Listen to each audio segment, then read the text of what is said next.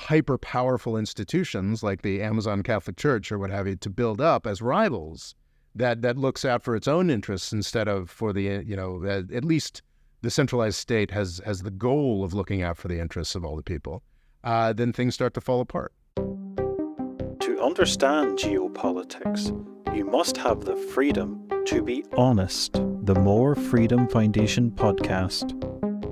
Hello, Rob. How are you? Not bad, not bad. How are things going, Rory? Yeah, things are going all right. Nothing out of the ordinary. How have you been getting on? Things are going well. I finally saw Oppenheimer, which was enjoyed the heck out of it. It was. Did you think there'd be so many Senate hearings? I did not, but I think it was an interesting structure. It was, and I looked into it, and it turns out that Strauss really did. It wasn't just the Oppenheimer thing, but that's a thing that actually happened. He was supposed to be confirmed, and he wasn't, in part because the country's scientists were so angry at him for what had been done to Oppenheimer. I was stunned to see that. I mean, just Oppenheimer died fairly young. I think in his role in creating the nuclear bomb and then his subsequent political fall from grace, I think it probably destroyed him in some ways. The film sort of made it out as if he was quite blasé with the whole thing, but I get the feeling it did weigh on him. Yeah, well, he was a massive smoker, and I think he died of a form of throat cancer, which is always a great reminder for a heavy tobacco abuser like myself. So it's Are you still smoking, or I thought you'd given up for some reason? Oh, I gave up smoking cigarettes when I turned 29. I gave up dipping tobacco when I turned 39. And I still smoke cigars a little too often, but usually that's only in the summer months. So, yeah. Are you aware of any empires that made a lot of money through tobacco? I am, in fact. Today we're going to continue our cutting-edge discussion of current events by talking about the Tudors. Last time we talked about Henry VIII. I'd like to talk about the Tudors more generally. We find out that there's actually 5 of them and not 3. Indeed. Elizabeth I, of course, being the standout. Gloriana, the Virgin Queen. Well, it's also Henry VIII is also quite, I'd say he's the default king for a lot of people. For sure. He's who people think of. That extraordinary work by Hans Holbein, I think, is the name of the is it Dutch or Flemish or I don't know, the Low Countries, the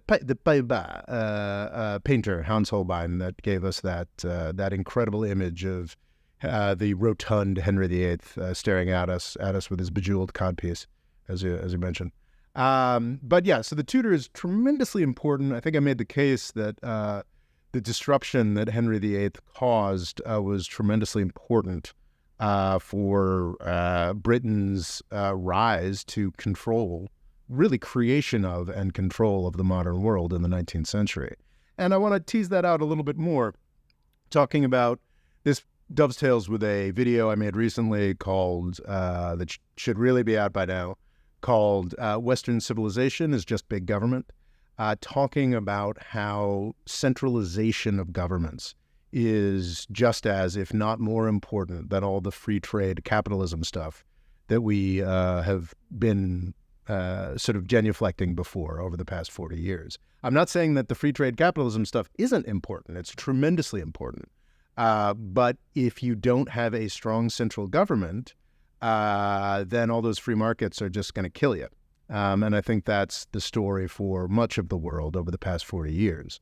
And I think we forget in the United States just how all of that wealth generation that we have experienced in the United States over the past 40 years would have been impossible without the centralization of the FDR era, without the consolidation of U.S. government and federal power that has been evolving over the entire 230-odd year history, 250-odd year history of the United States. There's 1776, but then there's 1789, and I get confused.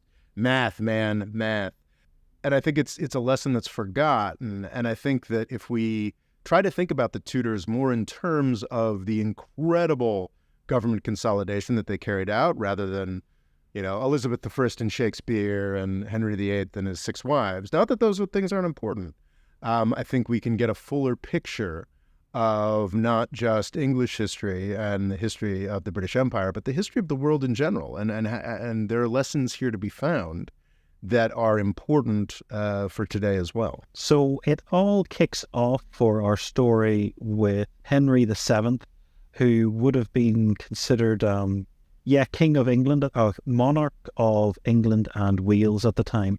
Yes, England and Wales. And sadly, I haven't gone into the details as much as I should, as ever, Ireland getting short shrift.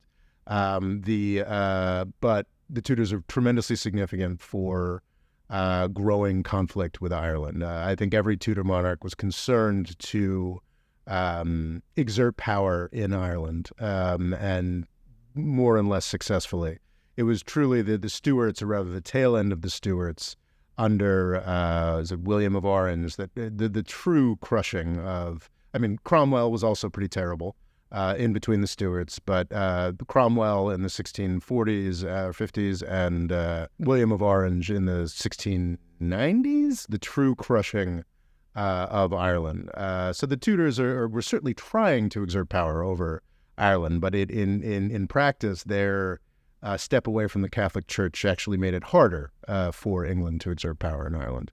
But unfortunately, I haven't gone into as great detail in that relationship. I know there's a lot more to it, but sadly, I apologize, Rory. That's all I have to say about the Tudors in Ireland. Well, that's also where we get the term beyond the pale, because basically for a lot of history, it was only sort of County Dublin that they owned. So to go beyond that was to be with the uncivilized, unwashed Irish. Oh, fascinating. So it was Dublin during the Tudor era? Dublin was the pale, so you wouldn't really want to go beyond that. I did not know that. Thank you, Rory.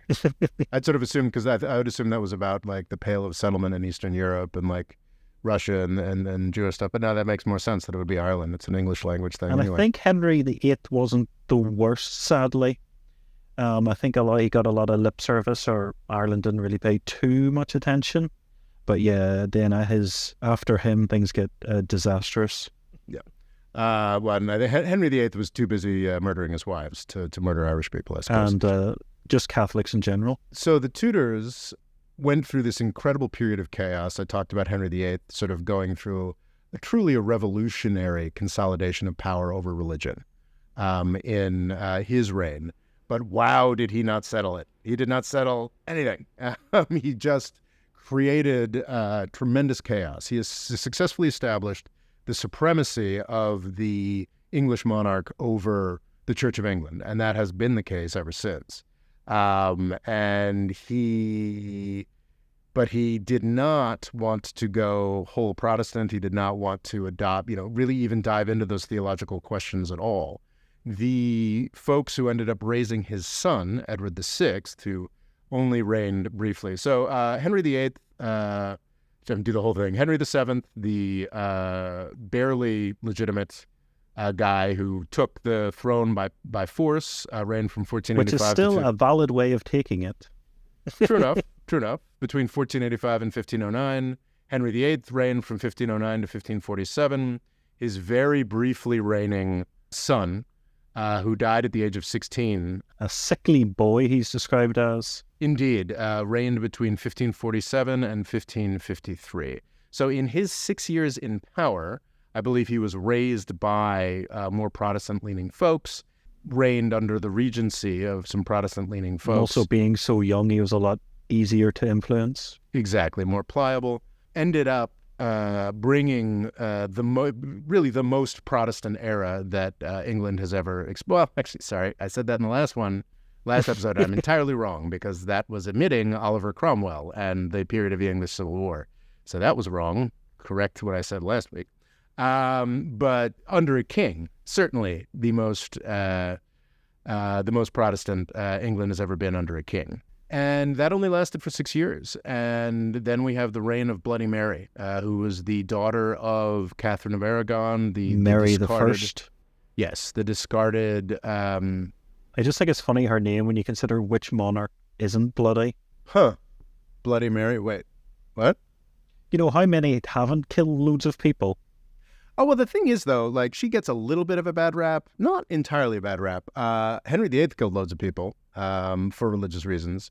Elizabeth I killed loads of people for religious reasons. I'm not sure about Edward VI, but I assume he did as well. Bloody Mary, the reason she is remembered as Bloody Mary is because, and I'm pretty sure that's where the drink comes from, is because she attempted to reinstate Catholicism.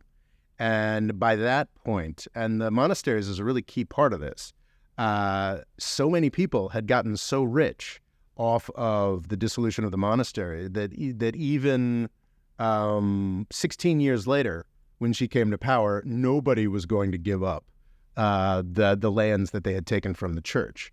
And she didn't even really try, is my understanding. But there was enough Protestant propaganda or revelation that had been exposed to the people that she had a really difficult time. And who knows, if she had lived another 10 years, maybe she would have succeeded in, but she was also quite sickly and died in 1558. And then she was succeeded by Elizabeth I. Her half-sister. Incredibly significant leader, certainly not the first female monarch of England, but the most successful. England, Wales, and Ireland. Actually, I guess Victoria probably. Well, no, Elizabeth was much more successful because by the time Victoria was in charge, she was more of a figurehead and had fewer actual decisions to be made.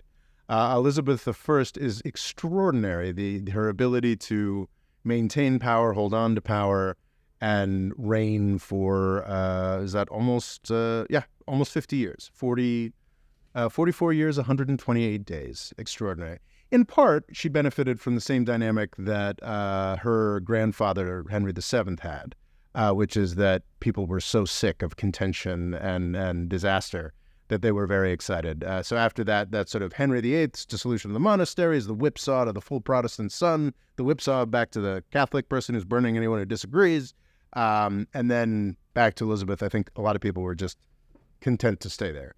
And she made the best of it. She is the most fondly remembered English monarch, I believe, in part because of the literary renaissance that she helped to inspire, with William Shakespeare being the most famous. But it's always good just to forget disasters like the English Armada. Anything bad happened, just forget that and just talk about the Spanish Armada. What's the English Armada? Was that an attempt to invade Ireland? They tried to invade Spain because they were so terrified and finish off the Spanish boats, but it went equally as disastrous for the English. Oh, wow, I'd forgotten about that. Yeah, that's interesting. But it's weird when you grow up here in the United Kingdom, rarely mentioned. No, but a hell of a lot about the Spanish Armada. Doesn't come up as much. That is interesting. Though it's not that hard to understand because in the 1500s, the Spanish, the Habsburgs, I think by the Spanish Armada, they were ruled by two separate Habsburgs, but certainly operating together, ruled the world. And at that point, well, certainly ruled Europe with some French just one and Italian little exceptions. Anecdote. Just a handful of the ships crashed off the north of Ireland, and the man that basically helped them was able to just create a huge castle and a huge amount of wealth just from those small amount of ships. So interesting. So that's where Dunluce Castle comes from, as far as I'm aware, or where it got, so much better. So that was just like a handful of boats of so many that they had. The Spanish were a colossus, and the fact that the English had even survived was seen as a great success, and Gloriana, she was one of the names that Elizabeth I was known by. Elizabeth I was also really important because she sort of completed the work, stabilized the work that Henry VIII had started. Henry VIII had brought incredible chaos to everything. Elizabeth I put things back into order. And very importantly, this was a new order subjugated to executive power, or the power of the government. The world that she had been born into, really. Incredible political, social power of the church across England was largely over. That overstates it, but the church remained incredibly powerful. even into the 19th, even in the 20th century. The influence of religious approaches in the United Kingdom is still really, really, really apparent, but it crucially was subjugated to the crown. And I think this is the key thing here that I think is neglected in the way that we talk about the development of British power in the Reagan-Thatcher era, is that we really want to emphasize capitalism. We really want to emphasize Parliament taking power from the king and using that power and that money to go out and take over the world through our heroic merchant adventurers. I mean, obviously we don't look at it quite that way anymore, but that's sort of the more conservative approach to what happened here.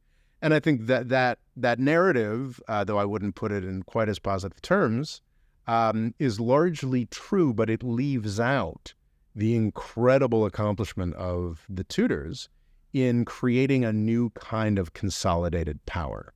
It's a little confusing because for me, as like a student of English history, it's a little confusing to me just how wealthy the early Stuarts and powerful seem to be. I mean, some of the grandest palaces in Europe built by those guys. Even though I know from the history books that Charles I was constantly battling Parliament for money, and just sort of I have this like vision and of the like sixth of Scotland. What's that? Just to be pedantic, he's James the First of England, Wales, and Ireland, and the sixth of Scotland. Oh, interesting. And so I assume Charles I also had a Scottish. I think there's a time when this was applied and then it's not. It gets confusing. Well, this is a really crucial thing that just as a sidebar, one of the biggest stumbling blocks for across its history was Scotland. We've all seen Braveheart, or I hope we've all seen Braveheart. I really enjoyed that film. And I love that. That came out when I was a teenager, and it's made a huge impact. Freedom! Anyway, and I mean, who knows? More freedom, and might have something to do with Braveheart. Well, there is talk that it definitely rekindled a lot of Scottish national spirits. Really? That would make sense. That would make sense. It's for those who may be too young. It's a famous film from the 1990s, starring and directed by Mel Gibson, that dramatizes the life of William Wallace, a Scottish patriot and freedom fighter in the 1200s. One strange thing is sometimes incredible things do happen that aren't in the film. I think William Wallace gets an arrow in the throat in real life, and they're like, that's too unbelievable. Wow. So, yes, there's some strange things. But there is a lot of creative license. Yeah, as is always the case with Hollywood. But as it should be. It's a work of art that's being created, not a work of history. But throughout and up until the Tudor reign, war with Scotland was always a real possibility. Not a real possibility. Scotland had a long alliance with France at the time. Yep. I think they call it the old alliance, the AULD or whatever you like, going back millennia. And no, it's not. What happened under the Tudors and the Stuarts did not stamp that out entirely. My understanding is that the Stuart kings who tried to come back and against the Georges would always still use Scotland with French subsidies to try to take power, even as late as the 1700s, the mid 1700s. And then what makes that even worse is they would have been Catholic at the time, so teaming up with the Catholic French as well. There are two things that kind of deal with the Scottish question that can be credited to the Tudors. The Elizabeth I died childless, and I think through some canny diplomatic work on the part of James I, but also Elizabeth's advisors and Elizabeth herself, her own wisdom, she named the Scottish king as the new king of England. And I believe Scotland and England, the details of this are always damning, but I believe they've been ruled in personal unions since. And from 1701, perhaps, more... Act of Union would have been 1707? 1707, sorry. The Act of Union in practice. So for 100 years before the Act of Union was necessary because I think at that point the last Stuart, the last ancient king of Scotland, was in the process of, as Queen Anne was about to die, or something along those lines. But it was the Tudors who made the choice to unify Scotland and England, strangely, by inviting a Scottish king to be the king of England. Do you know what the one of the last things that brought that about was? What? Scotland's failed attempt to make the Panama Canal. Yes, I remember that. Bankrupted the country, so it's, a lot of people would sort of think that Scotland's dominated by England, but it was an agreement they came to. So they this is where the term Britishness comes from. So they worked together as an alliance. So that was before 1707, before the Act of Union, or was that was before it? Yes, they were doing a bit of sailing themselves, and thought it was very ahead of the curve to try and build the Panama Canal. It had been talked about. I know some Spanish explorers said there's a mountaintop there you can see, and you can see both oceans. But one problem is Scotland found one part of the world that rains more than Scotland. They kept trying to build stuff, and the wood would never dry. Oh, geez, that doesn't sound like fun. Was a disaster and bankrupted the country as 1/5 of their wealth. Is that why so many Scottish people ended up in Ireland under James I? Or yes, they were like, well, here's some land in some places we've conquered, and also it was very nearby. The second reason that the Tudors contributed to, which was I think wasn't working for Henry VIII, but ended up working for later folks, is that Scotland, you had that old alliance with France. You already alluded to this. Scotland, actually in the 1660s, I believe, went much wholer hog Protestant than the English did.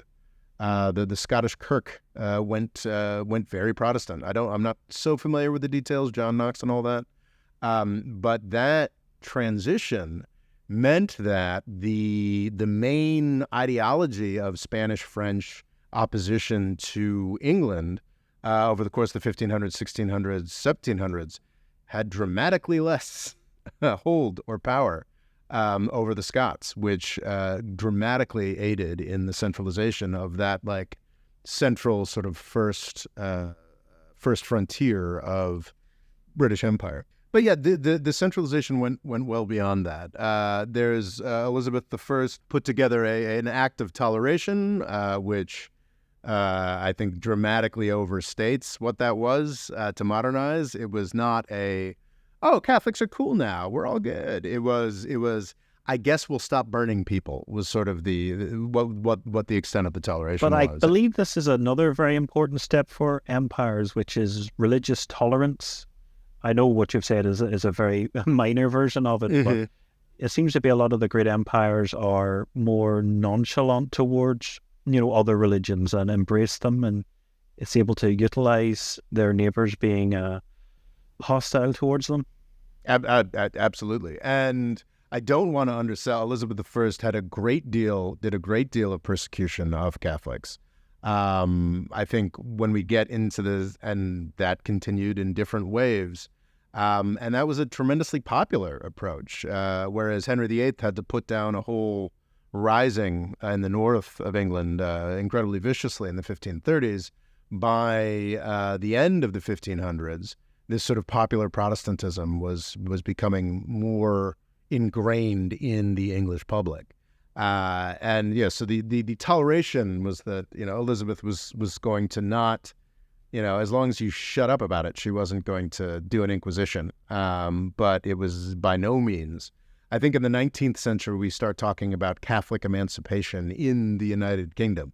It was only in the 1800s that Catholics were allowed to take serious roles in government. I think there was still some question that I don't think an English monarch is. I don't think it's come up, but I don't think the royal family is allowed to marry a Catholic to this day. No, it's still not allowed. Even though there's a strange thing I've noticed with even prime ministers. There's 2 potential Catholic prime ministers, but it's like asterisks. Tony Blair converted because his wife was as soon as he resigned. Oh, and he waited until he resigned to convert to Catholicism. Wow. And then Boris Johnson, no one really knew what he was, it seems. And then he said he was when it was convenient for him because his wife wanted to get married in the Catholic chapel. So I think it's strange that you've got 2 sort of asterisk Catholic prime ministers. when you have completely no asterisks Hindu currently in charge. It's just bizarre. So yeah, it would have been probably less troublesome for a royal at sometimes to marry a Muslim than a Catholic. Mm-hmm. Yeah. It's I'm not sure that'd be the case today, but who's to say? Who's to say? Time will tell. Time will tell. But I mean, in Elizabeth's defense, there absolutely was an international conspiracy under the Pope that was seeking to kick her out of power and turn England Catholic again. But she took important steps by the standards of the time, by the standards of her family, that was quite vindictive and happy with the burnings. I think I think her father and both her siblings were happy to persecute for religious purposes, and very confusingly for different religious purposes. But Elizabeth was like, okay, let's all just dial it back a notch. She was definitely not Catholic. She was definitely all about the supremacy of the English crown over the English church. But she also wasn't seen as too theologically extreme, and was a really key part in sort of settling and establishing those basics, sort of settling the furor that her father Henry VIII had set up, and that's the foundation upon which the British Empire was built, upon which the stronger Parliament was built. You can't really imagine, and I don't think people talk about this much, you can't imagine a true modern Parliament emerging in the context of the political economy that existed prior to Henry VIII. Like, you're not going to have even some aspects of the Parliament, I'm not sure if this changed in the 19th century, if this is still the case. You sort of like Oxford and Cambridge, like the universities used to have their own seats in Parliament. Like, not like the jurisdictions, but the universities as religious seminaries had their own seats in Parliament. Like, there were all kinds of incredibly complicated. This can get oversimplified as just sort of the transition from feudalism to modern capitalism or what have you. But there was just an incredibly complicated mess of the way that power was exerted, not just in England, but in all of Europe and all of the world, that the Tudors sorted out in very serious ways. And then on top of that, centralization of power, that, big government is a term we use a lot in the United States for government overreach or government power. Like, that big government that the Tudors established, then upon that foundation, you could build the incredible mercantile empire that the British put together. And I'm very confident using the term British there, because the Scottish and the Irish were an inextricable, massive part of every bit of imperial expansion that the British undertook. So yes, after Elizabeth, it will be Britain, is one way of thinking of it. And then it's United Kingdom after 1801, right? Or 1800. Yeah. Is it at? No, it's after Anne. It's Great Britain, right? Yeah. Because Elizabeth I didn't, because it's something weird, like it's the Kingdom of England and Scotland and Wales and Ireland or something, and then it becomes Great Britain with the Act of Union in 1707, or am I wrong about that? Yeah, I think it's Great Britain in 1707. So English history is a glorious mess that I have. Well, I think most are. It's just we don't have the records. I think that's a very important part about, a lot of Ireland's history was destroyed by Britain. Well, just from my perspective, England's more important because it gave birth to the United States. I know. Yeah. And it became the first world hegemon, and then gave birth to the second. So. I just mean you would have so much more history of every country essentially, but the records have been lost to time, while we do have them in this case. That's very true, and it's fascinating. I've been inspired to do this by reading a work of fiction. This is the third volume of Hilary Mantel's extraordinary trilogy. The first one and the TV series are called Wolf Hall. I can't recommend it enough. But it's fascinating contrasting this with this, which is an actual work of history. And I'm like, why do we keep hearing about in this work of fiction? Why do we keep hearing about the Lord of Calais and what the Lord of Calais cared about or whatever? Like, why do we keep hearing about this? And it's because a secretary to the Lord of Calais is the guy who kept the best records. Like we have some kind of, journal of his, or maybe just household records of his that survived. So Hilary Mantel, who it's definitely a work of fiction, but she's, I think, trying to hew fairly closely to the historical record, is talking a lot about the Lisleys or the Lyles or something in Calais, because that's where she has the most strong records. So we get to hear a lot more about Cromwell's interactions with those folks, because she feels like she's on good historical basis. So absolutely, like the pure accident of what historical records are preserved, what kind of records we have, is very, very important. But I was always an Anglophile. I think as a kid, because my father's a big Anglophile. So as a kid, I memorized all the kings of England. I don't think I can still do it, but I'm pretty close. So no pop quiz then? I mean, we can try. I mean, geez, we've got, I'll start with the Normans. What is it? You are right before, was you got Edward the Confessor, and then Harold Godwinson, and then you go with William the Conqueror, and then you got William II, and then I think it's Henry I, and then is it Stephen and Maud, and then Henry II, and then Henry III. No, Richard. Is it? Oh yeah, wait. Sorry. No. So sorry. Henry II. Then it goes Richard the Lionhearted. Then it goes John Lackland. Then it goes.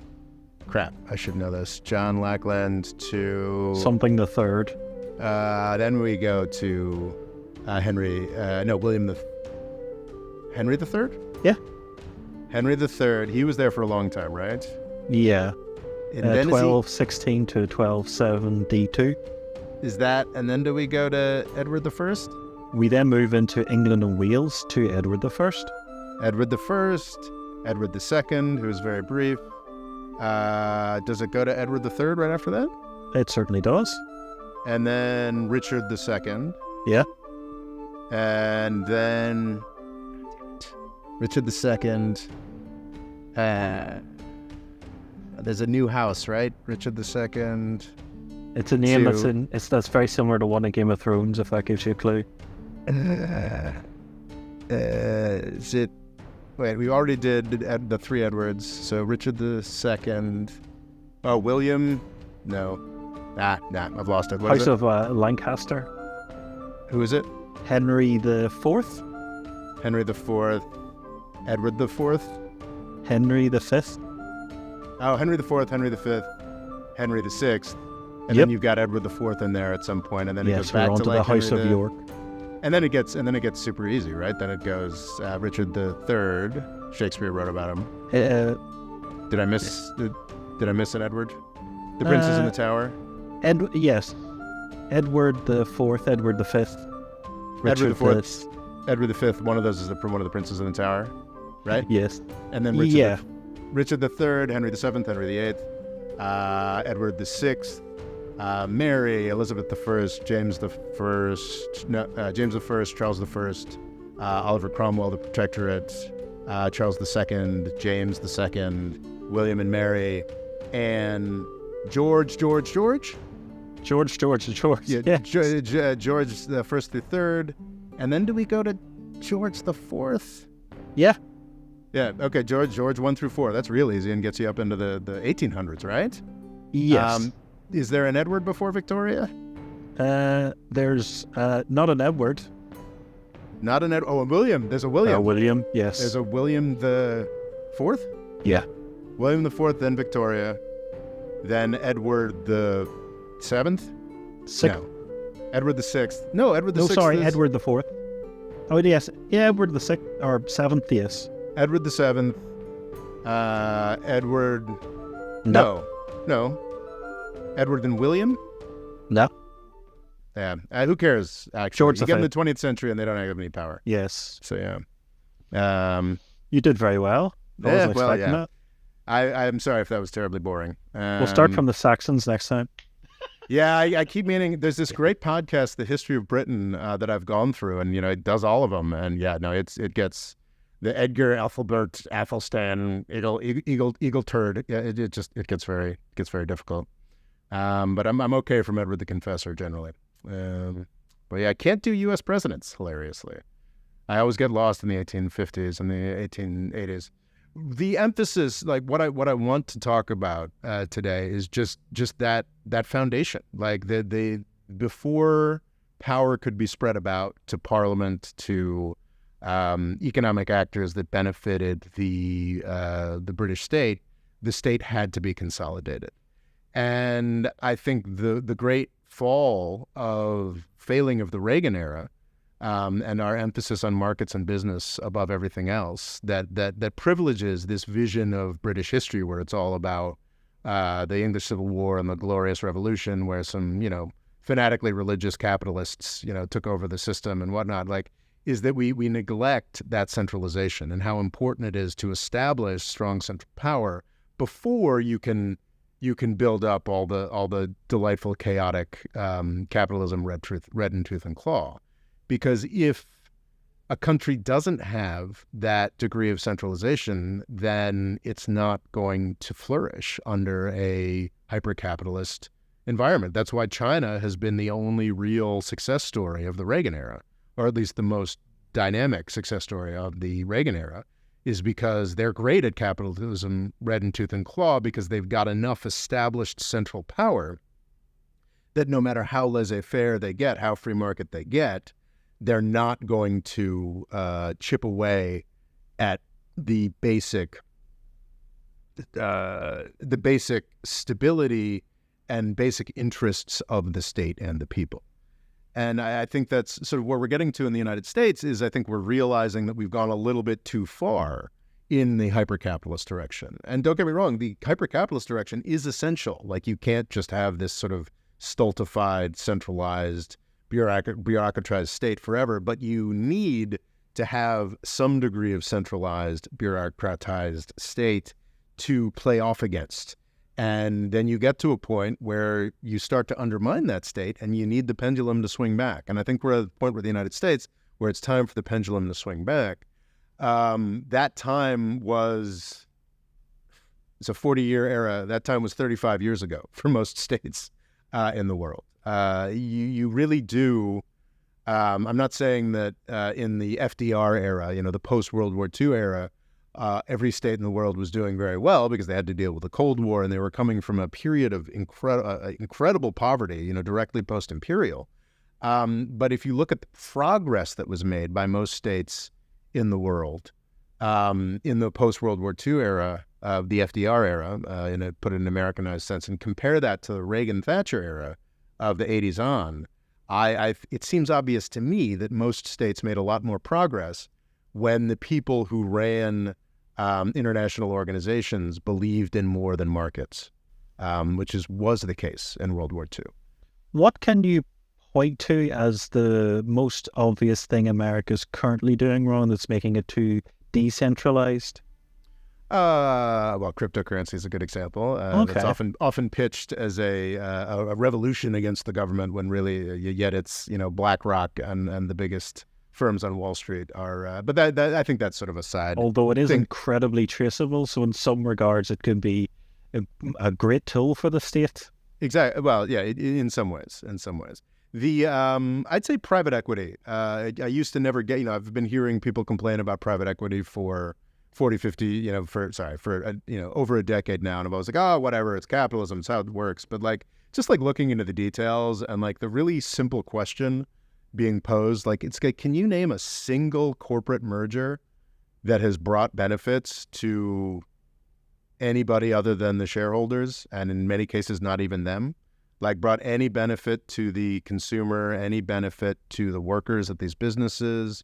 It's just this sort of obsession with hyper efficiency and monopolistic size in business, under the just sort of assumption that oh no, that's competition, that's capitalism, by allowing these incredibly massive. I mean, it's funny to compare Amazon to the Catholic Church before Henry VII is I think is actually kind of before Henry VIII rather is I think actually a kind of valid exercise, frankly. I do say at the end of this video that had better be out by the time this comes out, is that it's kind of strikingly reminiscent of the fall of China, to add another wrinkle to this, is that, you had centralization that went very well, and then you had centuries where that centralized power was used exclusively to make the wealthy wealthier.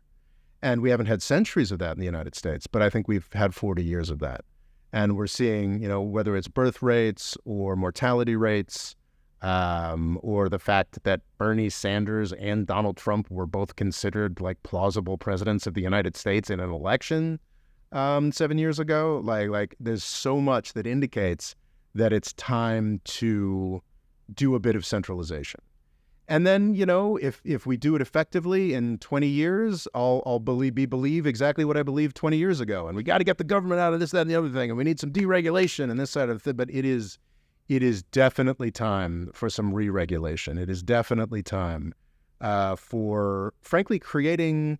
See, I talked about the way that the Tudors set up a foundation of centralization that then the post-Stuart folks could, build this incredible capitalist empire on top of. At a certain point, the foundation begins to crumble.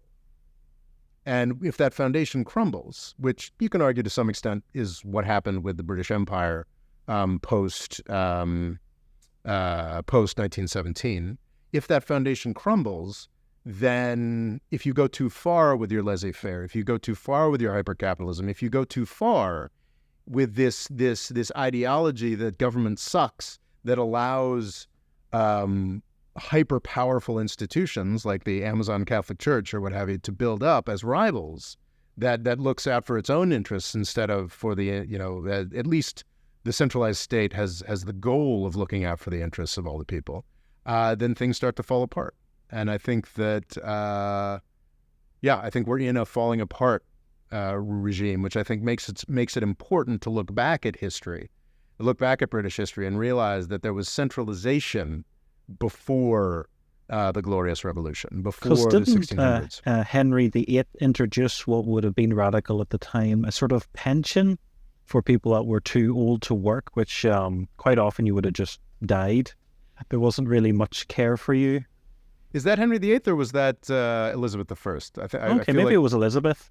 Yeah, I think that's the Poor Law, which was one of the key things. And that was just an example of, so in the book on the Pilgrimage of Grace, the sort of 1530s Vendée that I was talking about last episode, they talk about how the Catholic Church was much more important in the North than it was in the South because the Catholic Church was doling out charity and the North was much poorer. So people were completely reliant on these monasteries to keep eating. So I think that's part of the consolidation that and fixing up and picking up the pieces that Elizabeth I did, was this recognition that having dispossessed the Catholic Church and taken away all its money that was certainly used for corruption but was also used to feed people, the English state had to take that on as well. It's like that sort of work is an invaluable precursor to hypergrowth capitalist approach things. You need both. And I think that's why I think it's so important to get to know the Tudors a little better. And it is a fascinating contradiction that the really like blunt dictatorship of Henry VIII was necessary to clear out the encumbrances to the later capitalist, laissez-faire free market flourishing that the English experienced. I do not think we need a dictatorship or a strongman now, but like that's what we risk falling into if we allow these power centers outside of government to continue to accumulate as much power as they have. It's been surprising to me to sort of see the Tudors in this new light, but it's I guess one of the great virtues of changing one's mind. I had a very strong Reaganite hyper-capitalist view of things until 2016, and since then I've been changing the way that I look at a lot of things, and that even I think I read the first two Hilary Mantel books on Thomas Cromwell in the court of Henry VIII a decade ago, and reading this last one most of a decade later, it's fascinating. It just sort of sends me in very new directions. Did we see when the big companies were split up, the likes of General Electric, did we see much of a boom for the American populace when that was implemented? Because it feels like the Amazon analogy calls back to that. The really obvious one is that IBM probably wouldn't have been as powerful as it was without the breakup of AT&T, and without they were not forced to break up, but they had a consent decree that required them to open up operating systems to Microsoft. Even in the 1990s, there was this sort of last gasp of antitrust, and Microsoft was required to open up competition to they're terrified of being, labeled an official monopoly. Exactly. So that's the tech industry that drives the wealth of every baby boomer in the country. That is, unfortunately, probably riskily, is the centerpiece of every retirement account in the United States, would not exist without government intervention to keep first AT&T, then IBM, and then Microsoft from controlling absolutely everything. Amazon, Google, Facebook would not exist without government action. And Microsoft wouldn't have existed as the titan it is without government action against IBM. And I think that over the past, since the 1990s, and really that action against Microsoft in the 1990s was sort of a last gasp, there's been almost no intervention against large economic power in the United States. And I think that is changing in important ways under the Biden administration, but I would argue it is not changing enough. They're being too coy with it? Well, the certain figures have been, like Lena Khan, some other folks at the DOJ and other institutions whose names I should know better, have been quite aggressive. But there are other aspects of the Biden administration that are not being aggressive at all. So there's some real green shoots and some impressive stuff, and there are a lot of folks who are working really hard to destroy those green shoots. This is a bit late now, but big news of a number of weeks back was a rating agency had downgraded the United States. Wow. And it's quite surprising to a lot of people. If you look at these things in comparative status, the United States is in much better financial health. It's not just that, we are the world hegemon, but we're also in better economic and financial health than really anybody else in the world. And so this downgrade is a bit of a surprise. There are a lot of ways you can read that downgrade. I remember 2008, so I have absolutely no faith in these credit rating agencies that were giving, AAA plus ratings to bad mortgages and killed the U.S. and European banking systems, world banking systems. So I obviously am predisposed to not like rating agencies, but a conspiratorial interpretation of what the rating agency is doing there is like, okay, it seems like inflation's been licked. It seems like the economy looks kind of powerful, kind of strong. And I think that rating agency downgrade is basically, hey to the Biden administration. Like, now don't you start thinking you can do more of the good things that have led to these good results. It's time for austerity. That's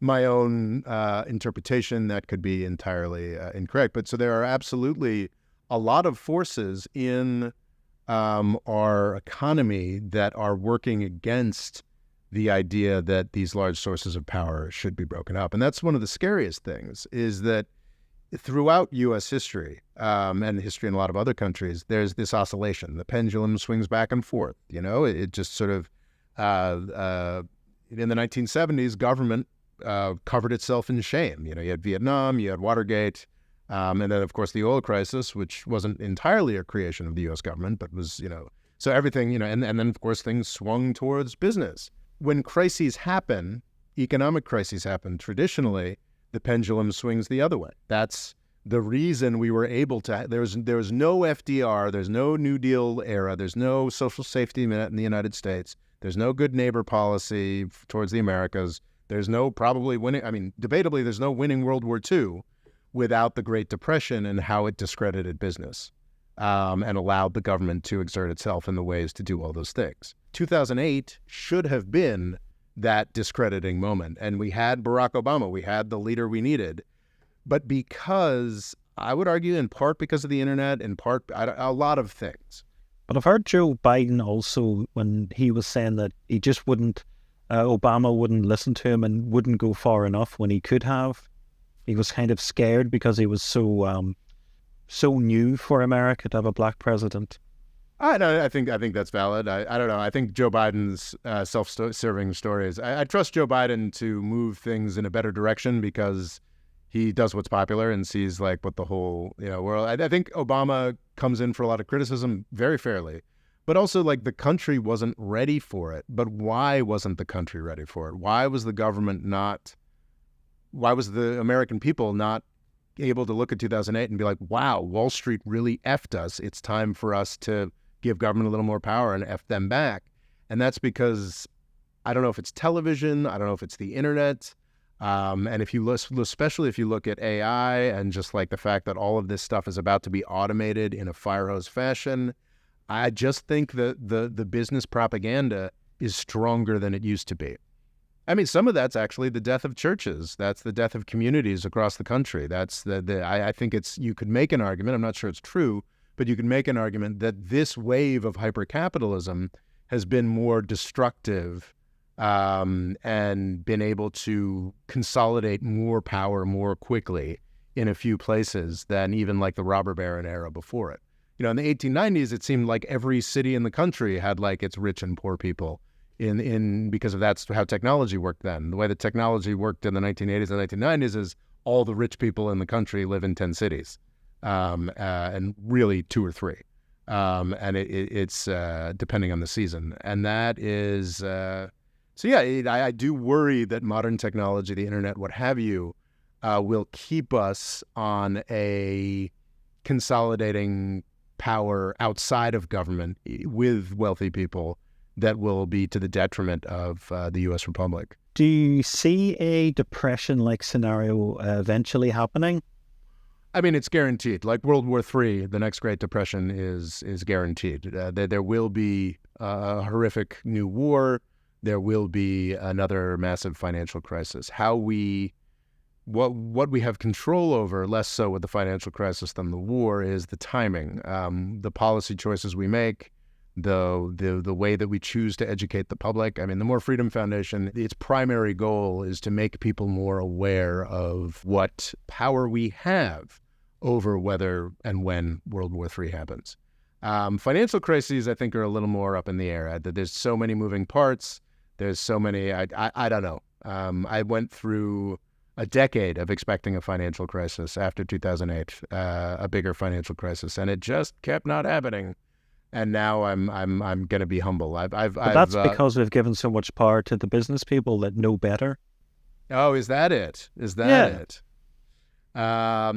There's actually a lot of interesting discussion about we finally stopped ignoring those business people. Interestingly, during the Trump administration, vis-a-vis spending and during COVID, and that is actually what finally cured the U.S. economy. But yes, I'm sure there are lobbyists making exactly that argument right now, Rory, and lots of them. I worry that if we don't look at history accurately, we will continue on frankly, the Chinese path. In the 1400s, the Chinese were floating armadas to every Portuguese dinghy. That they could.